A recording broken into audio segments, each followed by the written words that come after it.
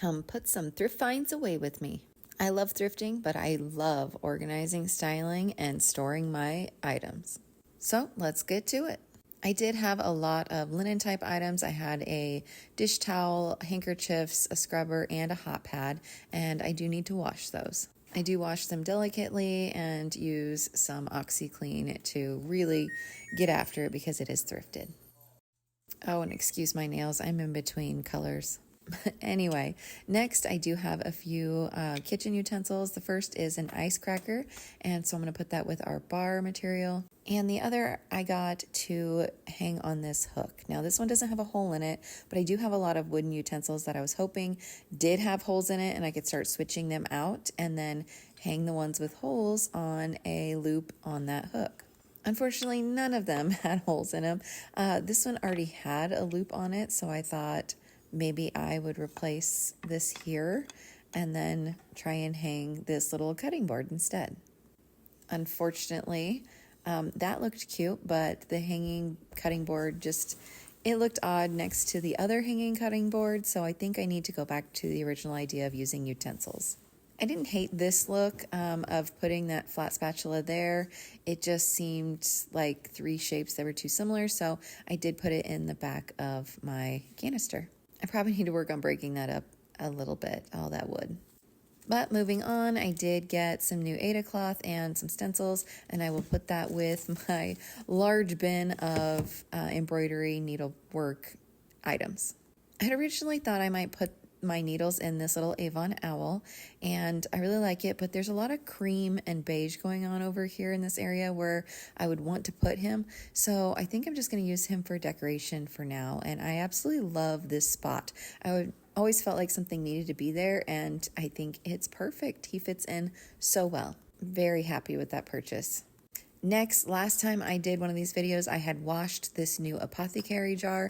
I was considering putting straws in it, and so that was the idea. Unfortunately, standard straws are too tall, and so that didn't work. I thought about these coffee stirrers, but then they would be too short and I'd have to dump them to get to them. So for now, I'm just going to put them next to my baking dish, and hopefully something comes to me soon.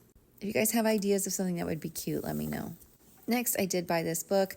I buy a lot of books at the thrift store decoratively, but this one I was genuinely interested in the content, and so it didn't matter to me that it really wasn't that nice of a looking book. I did take the jacket off, and then I'm going to put it in the living room just so I have access to it so I can look at it.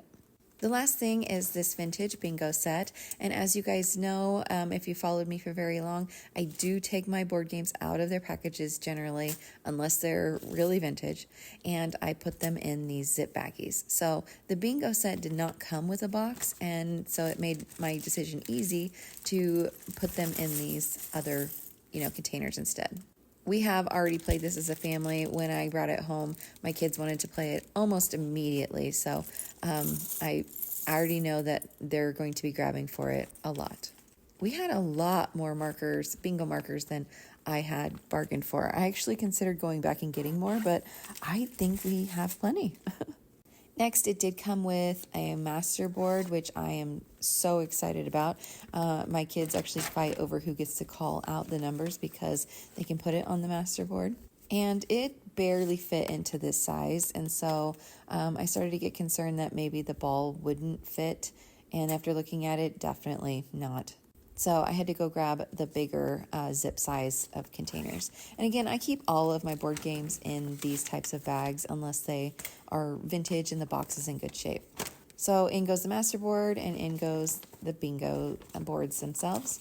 The markers should have no problem fitting, but this part will be tricky. Before I put it in, though, I did want to look at this little piece of tape on here. Someone did tape it, and this tape is old, guys. Like, it's crackly and kind of falling apart, but kudos to how much it's sticking. It was kind of hard to get off. I do assume it was on there for a reason, and I suspect that balls fall out of that area. So when I tested it, definitely, yep, that's what's going on. I expected the bars to be bent, but they're not really bent, so I'm not really sure why they fall through there. So I'm going to have to come up with something. I thought maybe I could come up with something that was less of an eyesore than tape. So I did grab some of this wire, And I think I'm just going to try and put some vertical, I guess, wire in there just to kind of keep it from sneaking out. So basically that is what I am doing here.